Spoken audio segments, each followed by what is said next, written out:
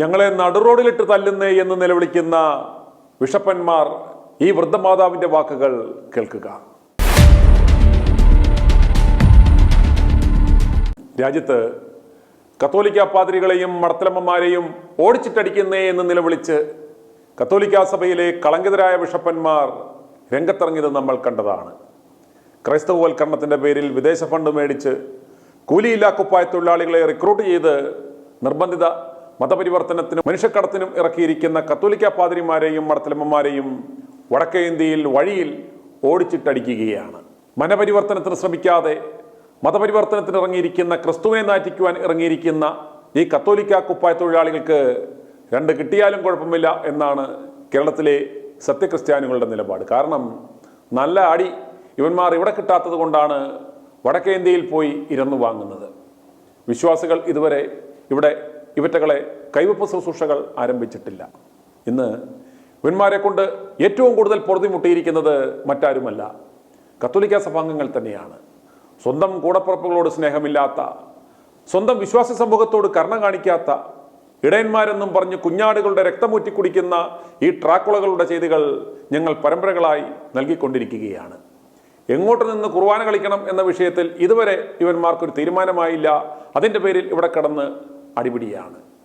അനാഥവൃത്തിയായ PVLCയുടെ 3 കോടി തട്ടിയെടുത്ത വരാലുമെത്രാൻ യാതൊരു നാണവുമില്ലാതെ ഇപ്പോഴും ഇതിലെ കുർബാന കളിച്ച് നടപ്പുണ്ട്.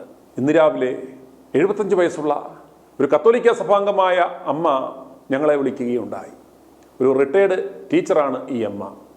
ഈ അമ്മയ്ക്ക് മറ്റാരും ഇല്ലാത്തതിനാൽ തൻ്റെ സ്വത്തുവകകൾ വിറ്റ് കിട്ടിയ തുക 20 ലക്ഷത്തോളം രൂപ നൽകി കത്തോലിക്ക സഭയുടെ കോതമംഗലം രൂപതയിൽപ്പെട്ട SH കോൺവെന്റ് മടത്തലമ്മമാർ നടത്തുന്ന കച്ചവട സ്ഥാപനമായ നിർമ്മല നികേതൻ എന്ന വൃദ്ധസദനത്തിൽ അഡ്മിഷൻ എടുത്തിരുന്നു.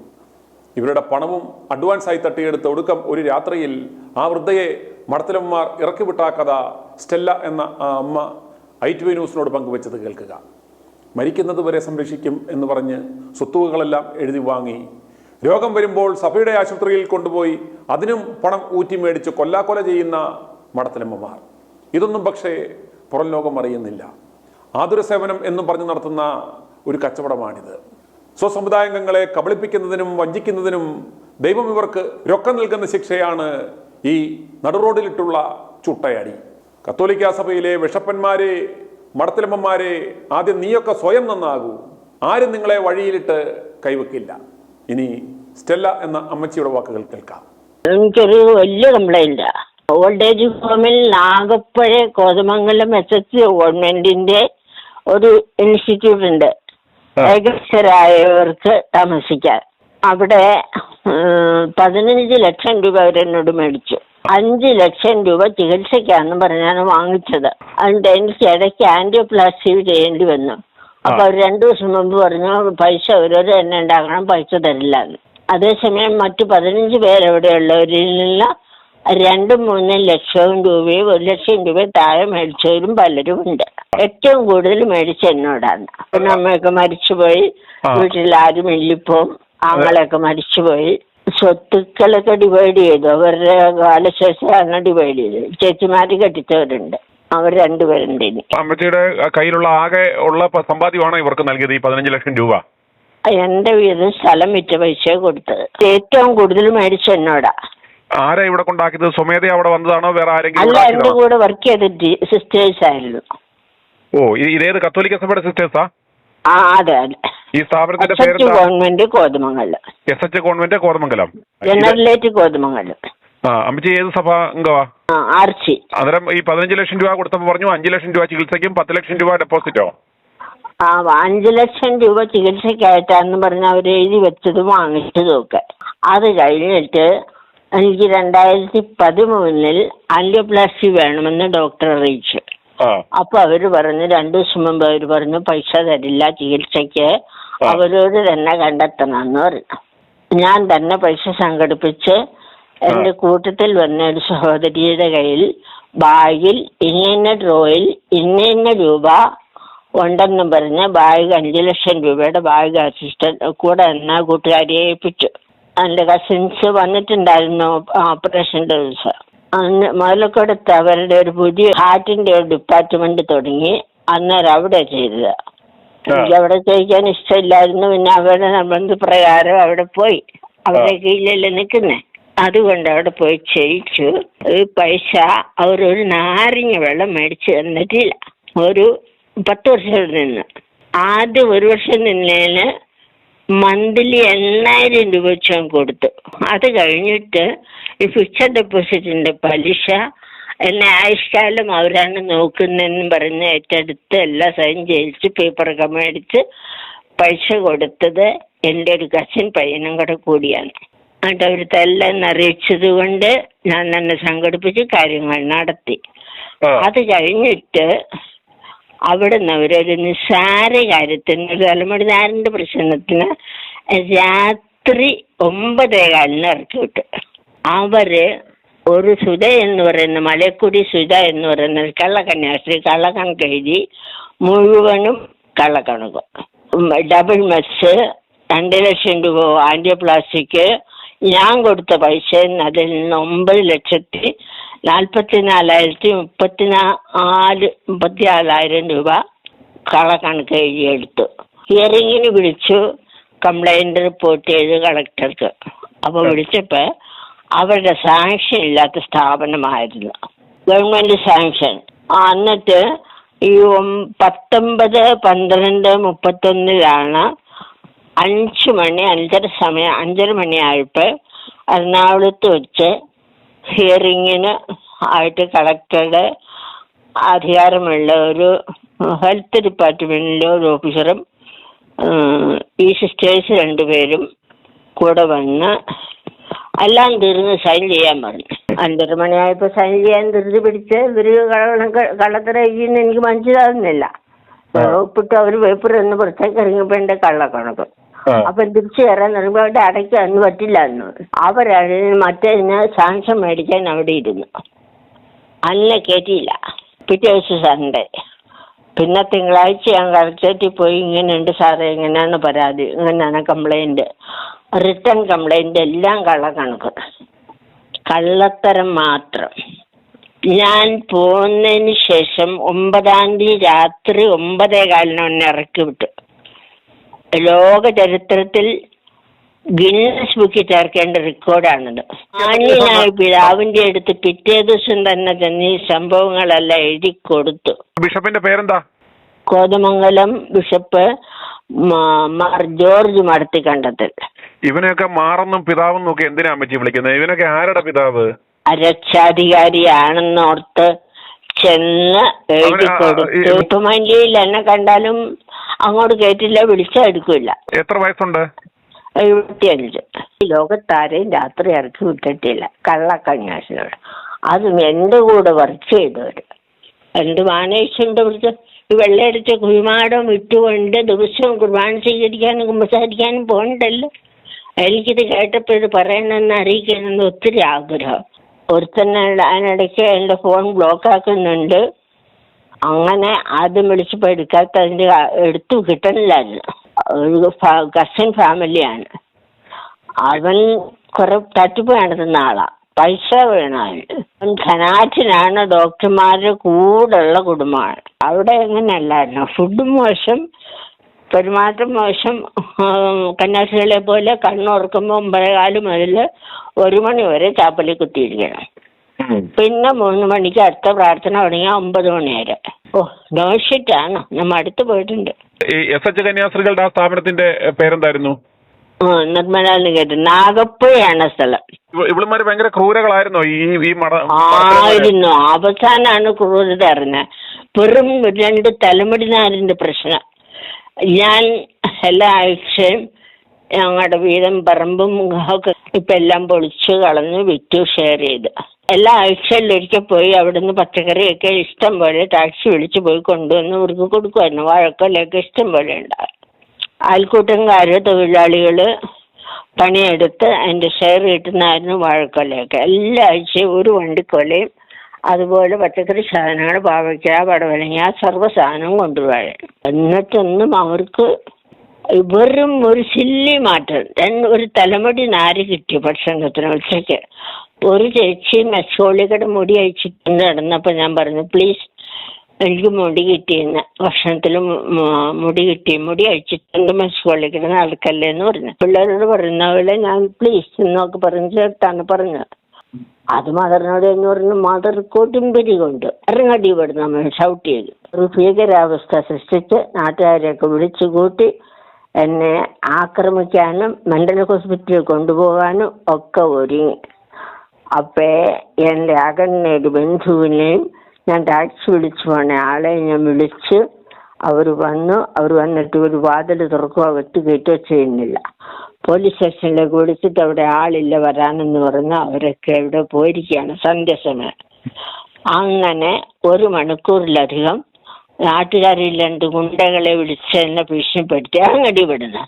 ഇത് ഞാൻ പണിത സ്ഥാപനമാണ്. ചേട്ടൻ എന്നെ ഇവിടെ അധികാരം ചേട്ടന് വഴിക്ക് പോകാൻ പറഞ്ഞു. ഞാൻ കൂളായിട്ടാണ് പറഞ്ഞത്. പക്ഷെ അവരെ കൊണ്ട് എന്നെ ഷൗട്ട് ചെയ്യിപ്പിച്ചു. മദർ മരിയ ആൻസ് എന്ന് പറഞ്ഞ കള്ള കന്യാസ്ത്രീ, ഒരു വയസ്സായത്. അത് കഴിഞ്ഞ് മറ്റേ താഴെ തൊട്ട് മഠമുണ്ട്, അവിടെ റിസർച്ച് ഗവൺമെന്റിന്റെ മഠമുണ്ട്. അവിടുത്തെ കുറെ കന്യാസ്ത്രീകളും നാട്ടുകാരെയും ഒക്കെ വിളിച്ചു വരുത്തി യോഗം കൂടി. എന്നെ അതിക്രൂരമായിട്ട് ഷൗട്ട് ചെയ്തു ഇറങ്ങടി വിടുന്നു. ഇത് ഞങ്ങളുടെ മഠ. അന്നേരം എപ്പോൾ പോരുന്നു അപ്പോൾ 15 ലക്ഷം തിരിച്ചു കൊടുക്കാനാണ് നിയമാവലിയിൽ എഴുതി വെച്ച് അതിന് ജയിച്ചേക്കണം. ഒന്നും തന്നില്ല. ജീവരക്ഷാർത്ഥം ഞാൻ വിളിച്ചു വന്ന കസിൻ്റെ വീട്ടിലേക്ക് രാത്രി അവർ കൊണ്ടുപോയി. പിന്നെ 1 മാസം കരിമണ്ണൂർ ഒരു മഠത്തിൽ താമസിച്ചു. ഈ കോതമംഗലത്തെ കള്ളപ്പിതാവിനെ 1000 പ്രാവശ്യം ഞാൻ വിളിച്ചു. ഒരിക്കൽ പോലും അയാൾ ഫോൺ എടുത്തിട്ടില്ല. ഫോൺ എടുക്കുക, ഒരു മറുപടി തരുക ചെയ്തിട്ടില്ല. റെക്കോർഡിക്കൽ പേപ്പർ 4 പ്രാവശ്യം അയച്ചു കൊടുത്തു. മനുഷ്യനല്ലേ, മനുഷ്യഹൃദയം ഇല്ലേ അങ്ങർക്ക്? ഒരൊറ്റ വാക്ക് എന്നോട് സംസാരിച്ചിട്ടില്ല. എൻ്റെ അരമനയിൽ വരരുതെന്ന് വേറൊരച്ഛൻ വഴി എന്നെ അറിയിച്ചു. എന്ത് ചെയ്യും? ജോർജ് മഠത്തിൽ കണ്ട് ഞങ്ങളുടെ കുടുംബം പറഞ്ഞിട്ട് എന്ത് കാര്യം? ഇതുവരെ വിളിച്ചിട്ട് 5 വർഷമായിട്ട് പലയിടത്തും വെച്ച് ഞാൻ ഈ പിതാവ് അവിടെ വരുന്നുണ്ടെന്നറിഞ്ഞോണ്ട് കുടുംബമാണ്. ചെല്ലുമ്പോ ഞാൻ വന്നിട്ടുണ്ട്, ആരെങ്കിലും എന്റെ വണ്ടി കാണുമ്പോ അവർക്കറിയാം, വിളിച്ചു പറയും ഇന്നാള് വന്നിട്ടുണ്ട്. ബാക്കിക്കിടെ ഇറങ്ങി വേറെ വഴിക്ക് വന്ന് വണ്ടിയിൽ കയറി പിതാവ് വണ്ടി കൊണ്ട് സ്ഥലം വിടും. ഇതുവരെ 5 വർഷം കഴിഞ്ഞിട്ട് ഒരു വാക്ക് എന്നോട് മറുപടി പറഞ്ഞിട്ടില്ല. 1000 പ്രാവശ്യമല്ല ഞാൻ വിളിച്ചത്. പിന്നെ അവിടെ ചെല്ലരുത്, എൻ്റെ അരമനെ വരരുതെന്ന് ഓർഡർ ഇട്ടു. കാശ് വല്ലതും ഉണ്ടായിരുന്ന സമയത്ത് മേടിക്കാൻ വരുമായിരുന്നോ?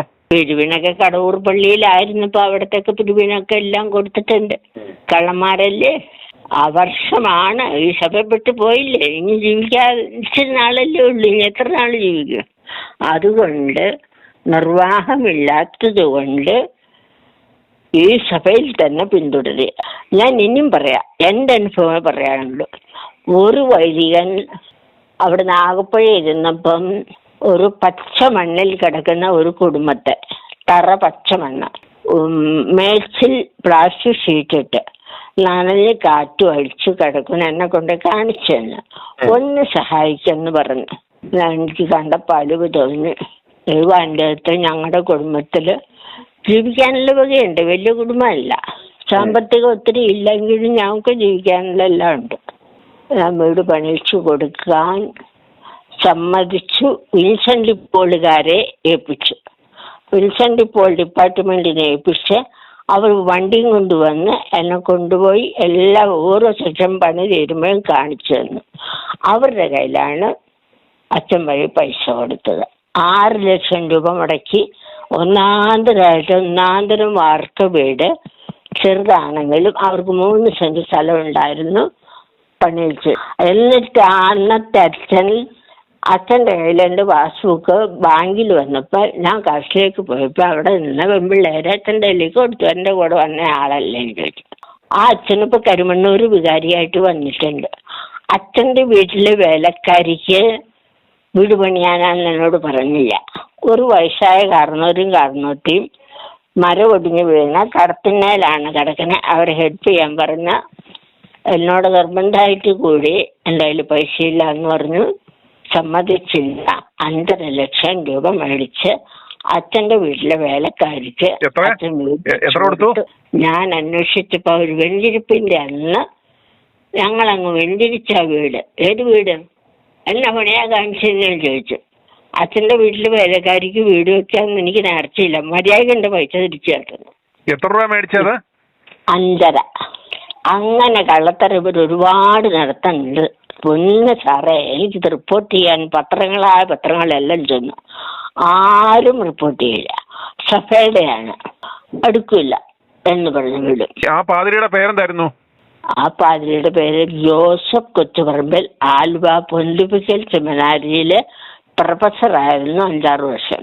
അവിടുത്തെ ചാർജ് തീർന്നപ്പോൾ ഇപ്പൊ കരിമണ്ണൂർ പാരിഷ് പ്രീസ്റ്റിലെ ഇടവക വികാരിയാണ്. ഞാൻ ഇവിടെ വന്നു എന്നറിഞ്ഞ് മെയ് മാസം മുതൽ വിളിക്കുന്ന, എനിക്ക് കുറച്ച് പൈസകളുണ്ടാ, എനിക്ക് ചികിത്സയ്ക്ക് ഒത്തിരി പൈസ ആവുന്നുണ്ട്, കണ്ണിൽ സുഖമില്ല, എറണാകുളത്ത് പോകണം എന്നൊക്കെ പറഞ്ഞു. ഇപ്പം ഫോൺ കട്ട് ചെയ്യും, അല്ലെങ്കിൽ എടുക്കില്ല.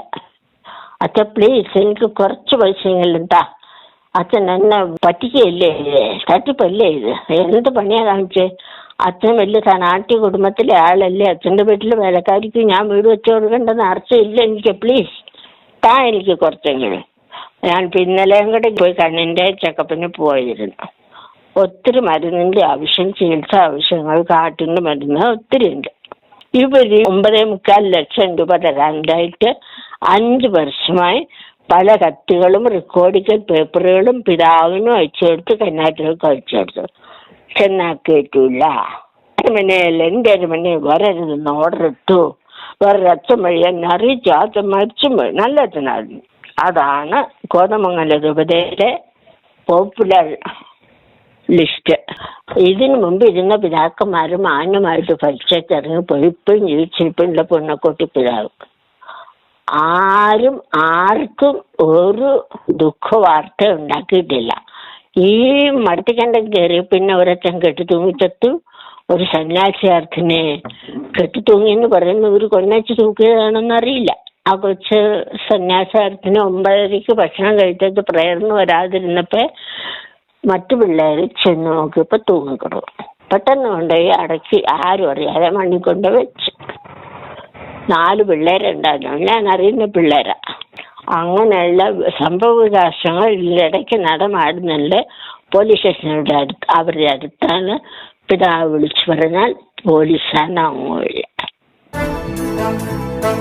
i2i News, an eye for truth. i2i News subscribe ചെയ്തിട്ടില്ലാത്തവർ ഇപ്പോൾ തന്നെ സബ്സ്ക്രൈബ് ചെയ്യുക. നോട്ടിഫിക്കേഷൻ ലഭിക്കുവാൻ ബെൽ ബട്ടണും അമർത്തുക.